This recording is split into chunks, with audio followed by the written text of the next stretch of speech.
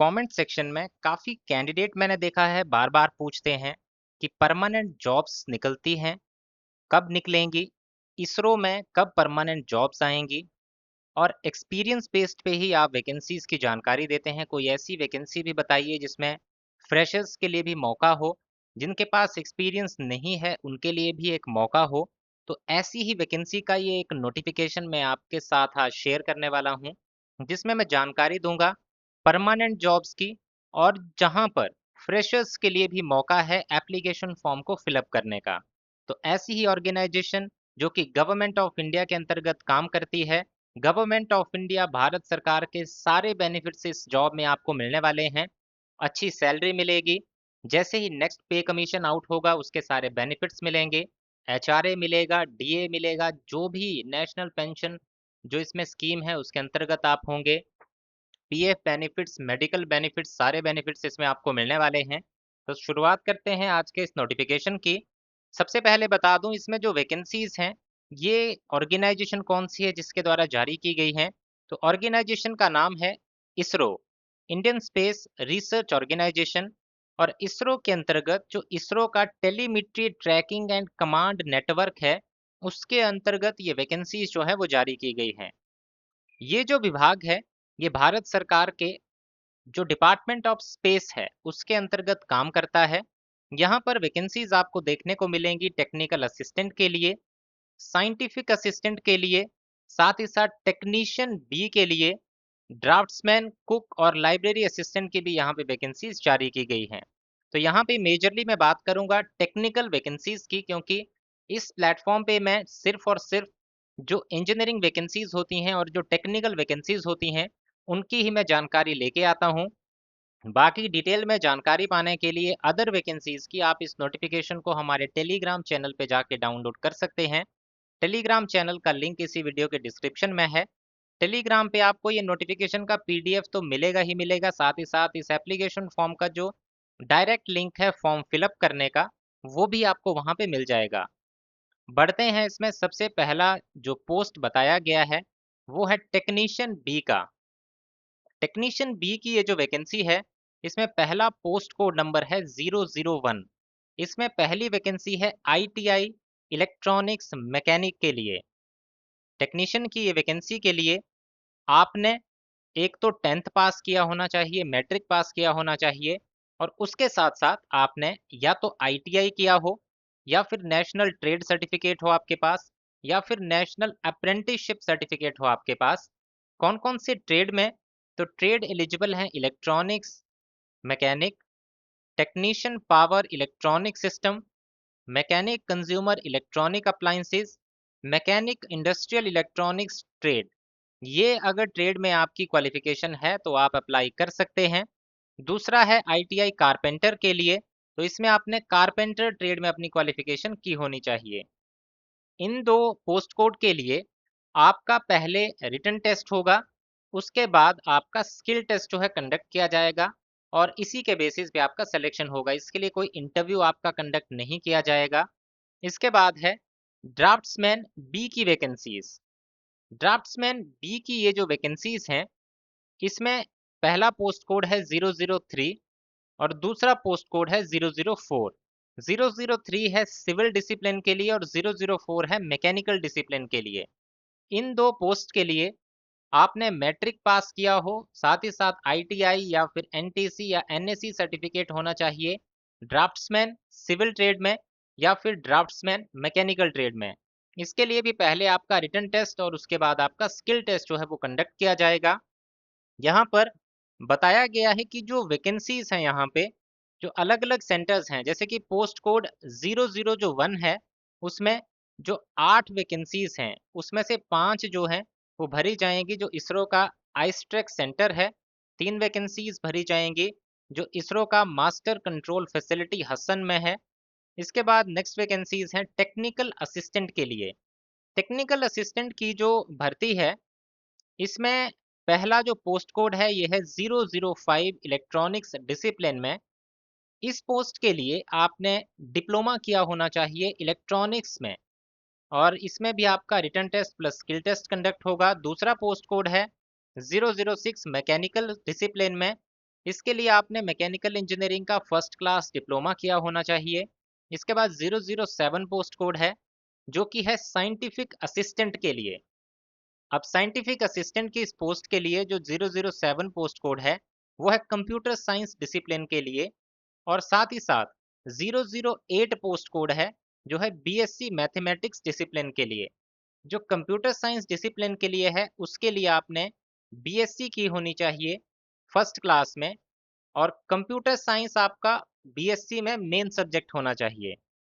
इसके बाद जो दूसरा है बीएससी मैथमेटिक्स 008 पोस्ट कोड, इसके लिए आपने फर्स्ट क्लास बीएससी की होनी चाहिए और उसमें मैथमेटिक्स जो है आपका मेन सब्जेक्ट होना चाहिए। इसमें आपका written test plus skill test जो है वो कंडक्ट किया जाएगा। इसके बाद नेक्स्ट है आपकी वैकेंसी लाइब्रेरी असिस्टेंट ए के लिए। इसमें 009 आपका पोस्ट कोड है। ग्रेजुएशन किया होना चाहिए, साथ ही साथ मास्टर्स डिग्री की हो लाइब्रेरी साइंस या फिर लाइब्रेरी एंड इंफॉर्मेशन साइंस में। और इसके लिए आपका written test plus skill test जो है वो कंडक्ट किया जाएगा। इसके बाद है कुक की वैकेंसी। कुक की ये जो वैकेंसी है, इसका पोस्ट कोड है 010। इसके लिए आप एक तो 10th पास होने चाहिए, दूसरा आपके पास 5 साल का एक्सपीरियंस कुक का होना चाहिए, और आपके पास एक्सपीरियंस सर्टिफिकेट होना चाहिए जो कि आपका इसी सेम लाइन में होना चाहिए। तो 5 साल का एक्सपीरियंस और एक्सपीरियंस सर्टिफिकेट किसी इंडिविजुअल से एक्सेप्ट नहीं किया जाएगा। किसी ऑर्गेनाइजेशन का जो है कोई एस्टैब्लिश्ड होटल हो या एस्टैब्लिश्ड कैंटीन हो, उसका ही यहाँ पे मान्य माना जाएगा। इसके बाद नेक्स्ट अब देखते हैं इसमें क्या क्या एलिजिबिलिटी क्राइटेरिया, क्या क्या आपकी सैलरी और क्या क्या अलाउंसेस आपको यहाँ पे मिलने वाले हैं। तो आपकी एज, पहली बात तो 18 साल से लेके 35 साल के बीच में होनी चाहिए, पहली बात। दूसरा, टेक्नीशियन बी की जो वैकेंसीज हैं 001 पोस्ट कोड, 002 पोस्ट कोड और ड्राफ्ट्समैन बी की जो वैकेंसी है, इसमें आपकी जो स्टार्टिंग सैलरी रहेगी, इसमें बेसिक पे 21,700 प्लस अलाउंसेस मिला के जो है आपकी स्टार्टिंग सैलरी 45,000 से 50,000 के बीच में होने वाली है। इसके बाद टेक्निकल असिस्टेंट, साइंटिफिक असिस्टेंट और लाइब्रेरी असिस्टेंट के लिए आपकी स्टार्टिंग सैलरी 60,000 रुपये से लेके 70,000 रुपये के बीच में आपकी सैलरी स्टार्टिंग होने वाली है। और कुक की जो पोस्ट है, इसके लिए 35,000 से 40,000 के बीच में स्टार्टिंग सैलरी आपको मिलने वाली है। ये आपको 7th पे कमीशन के अकॉर्डिंग सारी जानकारी दी गई है। अगले साल से जैसे ही आपका 8th पे कमीशन आउट होगा, तो इसमें आप 10 से 20,000 का प्लस मान के चलिए कि आपकी सैलरी जो है वो बढ़ने वाली है, और वो सारे बेनिफिट्स यहाँ पे आपको डायरेक्ट मिलेंगे। इसमें एप्लीकेशन फॉर्म की बात करें, एप्लीकेशन फॉर्म भरे जा रहे हैं 27 जून 2026 से लेके 20 जुलाई 2026 तक। तो 20 जुलाई तक आप इन एप्लीकेशन फॉर्म को सबमिट कर सकते हैं। एप्लीकेशन फॉर्म का डायरेक्ट लिंक आपको हमारे टेलीग्राम चैनल पे मिल जाएगा। एप्लीकेशन जब आप फॉर्म को सबमिट करेंगे, उस दौरान एप्लीकेशन फॉर्म भरते हुए आपको कुछ डॉक्यूमेंट्स को अपलोड भी करना होगा। कौन कौन से डॉक्यूमेंट्स हैं जो आपके पास होने चाहिए? तो एक आपका पासपोर्ट साइज कलर फोटोग्राफ जो है वो होना चाहिए, जो कि जेपीजी फॉर्मेट में हो। उसका साइज 50 केबी से 100 केबी के बीच में हो। सिग्नेचर का फोटो आपके पास होना चाहिए, इसका साइज भी 50 से 100 के बीच में। आपके जितने भी इसेंशियल क्वालिफिकेशन और एक्सपीरियंस सर्टिफिकेट्स हैं, वो भी आपके पास होने चाहिए। तो यहाँ पे एक्सपीरियंस की बात करें तो सिर्फ और सिर्फ एक्सपीरियंस जो मांगा गया है, वो आपका कुक वाली पोस्ट के लिए ही मांगा गया है। बाकी इसके अलावा किसी भी पर्टिकुलर पोस्ट में आपका एक्सपीरियंस नहीं मांगा गया है। जितने भी फ्रेशर कैंडिडेट हैं, वो इन वैकेंसीज के लिए अप्लाई कर सकते हैं। और बाकी जो भी आपका रिजर्वेशन का सर्टिफिकेट होगा, अगर आप यहाँ पे रिजर्वेशन क्लेम कर रहे हैं, तो वो भी आपको अपलोड करना होगा। बात करें एप्लीकेशन फीस की, तो 250 रुपये की एप्लीकेशन फीस आपको पे करनी होगी। 250 रुपये की एप्लीकेशन फीस पे करनी है अगर आप अप्लाई कर रहे हैं टेक्निकल असिस्टेंट, साइंटिफिक असिस्टेंट के लिए। और 750 रुपये उनको पे करना होगा प्रोसेसिंग फीस के रूप में। प्रोसेसिंग फीस जैसे ही आप अपना रिटन टेस्ट जो है दे देंगे, रिटन टेस्ट में अपीयर हो जाएंगे, उसके बाद आपको रिफंड कर दी जाएगी। जो एप्लीकेशन फीस है आपकी, वो आपको रिफंड नहीं की जाएगी। तो इस तरह से इनिशियली जो है आपको यूनिफॉर्मली पे करने होंगे 750 रुपये एज प्रोसेसिंग फ़ी।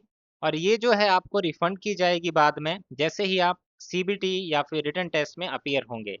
आपको बाकी जो पोस्ट है उनके लिए ₹500 पे करना है एज़ आपके एप्लीकेशन की प्रोसेसिंग फ़ीस के रूप में। ये प्रोसेसिंग फ़ीस आपको बाद में वापस की जाएगी और जो नॉन रिफंडेबल होगा वो ₹100 आपको अलग से इसके साथ पे करना होगा।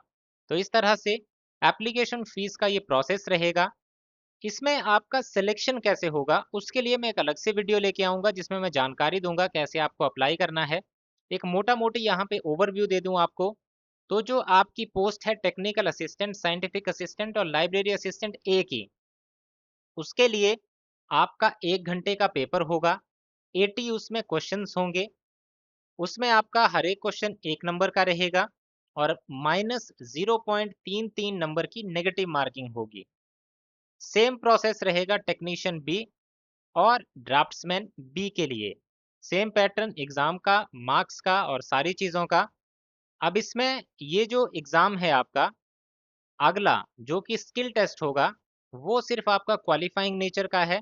उसमें आपके मार्क्स जो हैं 100 मार्क्स का कंडक्ट किया जाएगा, लेकिन उसमें सिर्फ़ आपको पास होना है। उसके मार्क्स फाइनल मेरिट लिस्ट के लिए कंसीडर नहीं किए जाएँगे।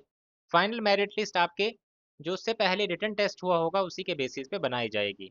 इसमें मिनिमम मार्क्स की बात करें तो अगर आप अनरिज़र्व्ड कैंडिडेट हैं, तो आपको रिटन में 80 में से 32 नंबर लेने होंगे और स्किल टेस्ट में 100 में से 50। और रिज़र्व्ड कैंडिडेट हैं तो 80 में से 24 नंबर रिटन में और 100 में से 40 नंबर स्किल टेस्ट में आपको जो है वो लेने होंगे। जो कुक का एग्ज़ाम है, उसमें 60 क्वेश्चन होंगे, 1.5 घंटे का पेपर, सेम मार्किंग और स्किल टेस्ट 100 मार्क्स का उसमें रहने वाला है। तो इस तरह से ये पूरा प्रोसेस रहेगा इन एग्ज़ामिनेशन के लिए। इसके अलावा अगर आपका कोई भी डाउट हो, तो कमेंट सेक्शन में कमेंट करके आप इसकी पूरी जानकारी ले सकते हैं।